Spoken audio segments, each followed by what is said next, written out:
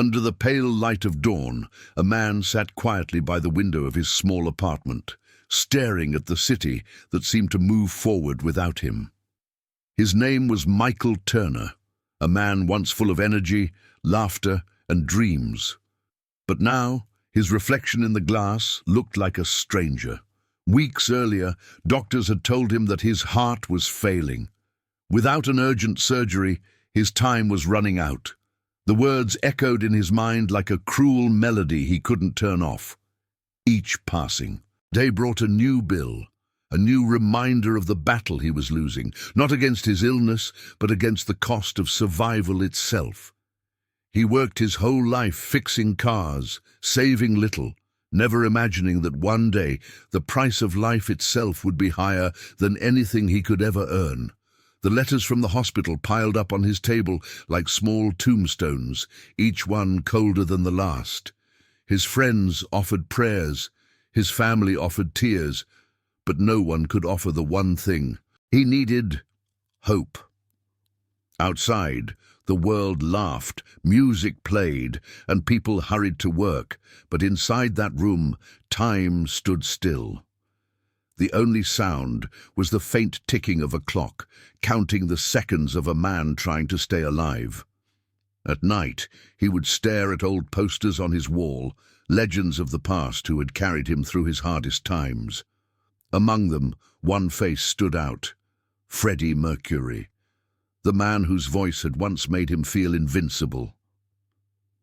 "Don't stop me now," the lyrics said. But now, he felt like the song mocked him. For the first time in his life, Michael didn't know how to keep going. The world that once felt full of rhythm now felt painfully silent. And yet, somewhere deep inside that silence, a fragile spark of faith remained, a belief that maybe, somehow, life still had one verse left for him to sing.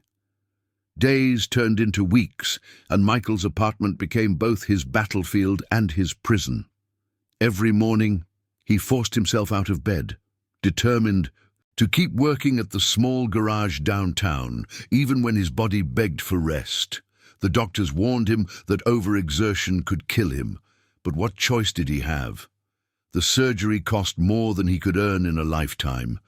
He started selling his tools, the same ones that had once been his pride. Then went his old guitar, his father's watch, and even the sofa where he used to sit and listen to Queen records.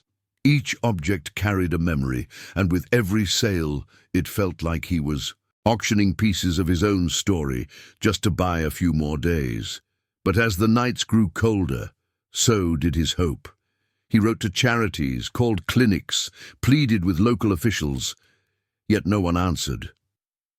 One evening, after another day of disappointment, he sat by his kitchen table with an empty envelope in front of him. For a long time he stared at it, unsure of what to say or who to address it to. Then, without fully understanding why, he began to write, not to a hospital or a foundation, but to someone who had unknowingly been his light for decades. "Dear Freddie," the letter began, "your music kept me alive more times than I can count. I don't expect anything. I just wanted to thank you before my time runs out." His hand trembled as he wrote, every word soaked in sincerity. He told Freddie about the nights when Bohemian Rhapsody gave him courage, when We Are the Champions made him feel less alone. He didn't ask for money or help, only that his gratitude might somehow reach the man who inspired him to keep fighting. When he sealed the envelope, he smiled faintly. It wasn't a cry for help. It was a goodbye wrapped in admiration, and though he dropped the letter in a mailbox expecting nothing, fate had already begun to move quietly in the background, weaving the start of a miracle. Thousands of miles away, in a quiet London afternoon, Freddie Mercury sat inside his home, surrounded by stacks of fan mail. Between rehearsals and press interviews, this was his ritual, reading letters from strangers who somehow felt like old friends. Most messages were filled with love, drawings or pleas for autographs. But one envelope caught his eye. It was plain, almost fragile, with handwriting that seemed unsure, trembling slightly as if the pen itself had carried a story too heavy to tell. He opened it slowly, not expecting much, yet from the first line something shifted inside him. The honesty, the humility, the quiet, pain behind every word. It silenced the room around him. For once, Freddie didn't hear music or laughter, just a man's voice reaching across oceans, asking for nothing but understanding. He leaned back in his chair, reading it again, then again. It wasn't dramatic or poetic, it was human. "I just wanted to thank you before my time runs out." That sentence lingered in the air like an echo that refused to fade. Freddie closed his eyes and felt the weight of it settle in his chest. He had spent his life giving people energy, joy, escape, but this letter reminded him why he had started in the first place, to make someone feel alive, even in the darkest hour. He pressed the paper to his lips for a moment, lost in thought. When his assistant entered the room, Freddie didn't say much. He simply handed over the letter and said softly, "Find him." The assistant hesitated. "Freddie, there are thousands." But the singer interrupted, his tone quiet yet firm. "No. Find this. It wasn't an order of fame, it was a command of compassion. Outside, London's grey skies hung low, but inside that room a spark had been lit, a spark that would soon cross borders and change a man's fate forever. The next morning the letter lay on Freddie's piano, beside a half-empty cup of tea gone cold. He hadn't slept. The words still played in his mind like a haunting melody.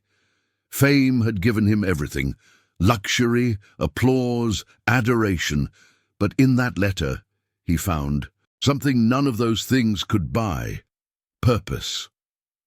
As he stared at the sunlight spilling through the curtains, he whispered to himself, "What's the point of all this, if we can't save one life?" His assistant entered quietly, already holding a list of contacts, hospitals, and fan clubs. Freddie looked up and said, "We start today." From that moment his schedule changed. Rehearsals postponed, interviews cancelled, and a secret mission began. For days, Freddie's team made discreet calls, avoiding attention. They traced the letter through postal routes, signatures, even the ink and paper. Every clue led them closer to a name: Michael Turner. When Freddie finally saw a photo of him, a thin man with kind eyes and a weary smile, he didn't hesitate. "He reminds me of my father," Freddie murmured. "Get me a flight." The record company objected. His security team warned him it was reckless. But Freddie waved them off. "If I'm going to sing about love and life," he said, "then I have to live it." He insisted that no one in the press should know, not a word to the media, not even to the band. "This isn't charity," he told his assistant. "It's humanity." As his car pulled away from Garden Lodge toward the airport, he looked out the window, the city blurring into gold and grey. He had no idea what waited on the other side of that journey, whether he'd be in time or not. But for once, the man who moved millions with his voice was following. Something quieter, the call of his own heart. The hospital was quiet that evening, the kind of silence that carried stories too heavy for words. Nurses moved softly through the corridors, and in one of those rooms, Michael Turner lay still, half awake, half dreaming. He had stopped expecting miracles long ago. The world had grown distant, fading into the steady rhythm of machines beside his bed. But that night, something changed. A shadow appeared at the doorway, not rushed or afraid, just present. The man who entered wore a simple jacket, sunglasses, and a gentle smile that seemed to fill the room with warmth. For a moment, Michael thought he was dreaming again, until the voice spoke. "Hello, Michael. You wrote me a letter." Michael's breath caught. The voice was unmistakable, calm, rich, and kind. "Freddie?" he whispered. The singer pulled a chair closer and nodded. "That's me. I came as soon as I could." The moment hung in the air like something sacred. Freddie didn't bring cameras or bodyguards. He brought presence. They spoke quietly about life, fear, and music. The kind of talk that strips fame away and leaves only two human beings facing truth together. Freddie listened more than he talked, holding Michael's hand as if to anchor him to the world. "You gave me strength through your words," he said softly. "Now, let me return it." For a while neither spoke. The room glowed faintly in the dim hospital light, their silence saying more than any melody could. Before leaving, Freddie placed a small envelope on the bedside table, his eyes glistening. "Rest easy now," he whispered. "Everything's going to be all right." And as he walked away, the quiet of that corridor carried something extraordinary. Not the sound of footsteps, but the echo of compassion that would never fade. When Michael awoke the next morning, he thought the night before had been a dream. But the envelope on his bedside table proved otherwise. Inside, there was no signature, no message of grandeur, only a note written in elegant, unmistakable handwriting for a man whose heart beats with courage. F. Beneath it was a receipt confirming that every cost of his surgery had been covered, from the operation to his recovery. He stared at the paper in disbelief, tears filling his eyes as the truth slowly dawned. Freddie Mercury had saved his life. He pressed the note to his chest, whispering words only the walls could hear. "Thank you, you beautiful soul." For the first time in months, hope returned to that hospital room. Days later, the operation took place. It was long, complicated, and uncertain, but it succeeded. When Michael opened his eyes again, weak but alive, the first thing he saw was a single white flower on the nightstand next to the same note from Freddie. The doctors had no idea who had arranged the payment, only that the funds had come quietly, through private channels. Freddie had vanished as silently as he came, leaving behind nothing but that flower, a symbol of compassion without witness, fame, or expectation. As Michael recovered, he would often hold that note close, drawing strength from it like a sacred relic. To the nurses, he would smile and say, "An angel visited me," and he left his signature with a single letter. What he didn't know was that Freddie kept the other half of that story in his heart too. A reminder that kindness, when done in silence, is the purest act of all. It was more than charity, it was grace. Months passed, and Michael regained his strength. His scars faded, but the memory of that night never did. He kept the note and the flower pressed between the pages of a journal, a reminder that life, no matter how dark it becomes, can still surprise us with light. He never told the world what Freddie had done, not because he wanted to keep a secret, but because he understood that true kindness doesn't seek applause. Yet somehow, the story began to spread.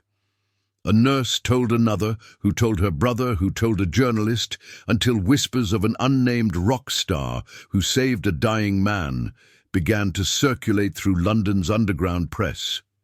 Freddie's name was never mentioned, not once, just as he wanted. Meanwhile, across the city, Freddie carried on as if nothing had happened. He returned to the studio, smiling, joking, lighting up every room as always. But his close friends noticed something new. In him, a quietness, a calm strength that seemed to glow beneath the surface. "You seem lighter," one of them said. Freddie just smiled. "Maybe I finally hit the right note." He didn't elaborate, but he didn't have to. Compassion had tuned something inside him, something deeper than fame or sound. Michael, now healthy, began volunteering at local hospitals. He would sit beside patients who had no visitors, telling them stories of music, courage, and hope. When someone asked why he did it, he'd reply, "Because once someone did it for me."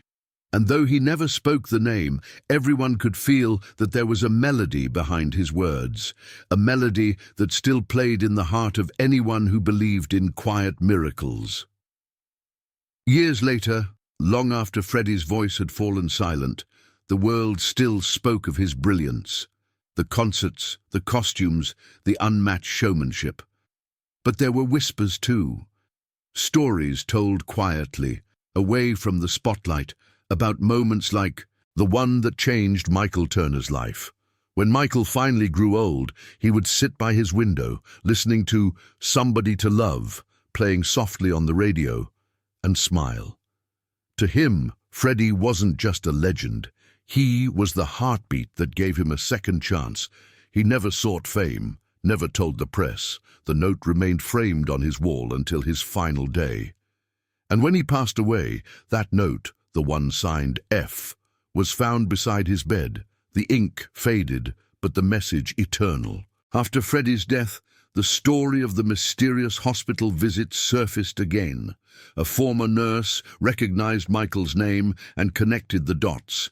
It spread through fans, reaching millions who saw in it not just a tale of generosity, but a revelation of Freddie's true spirit, a man who loved beyond applause, who gave without needing to be seen. Fans around the world began leaving white flowers at concerts, a silent tribute to that unknown act of grace. The gesture became a symbol, the Mercury flower, a reminder that kindness is not measured by fame, but by the lives it quietly saves. Even today, decades later, that story continues to echo wherever Freddie's songs are played. Because in every lyric, in every note, there's a trace of that same compassion, the belief that no soul deserves to be forgotten, no pain should go unseen. Freddie Mercury may have been a superstar to the world, but to one man, and to all who hear this story, he was something greater. Proof that love, when given freely, can outlive even the brightest voice in music history.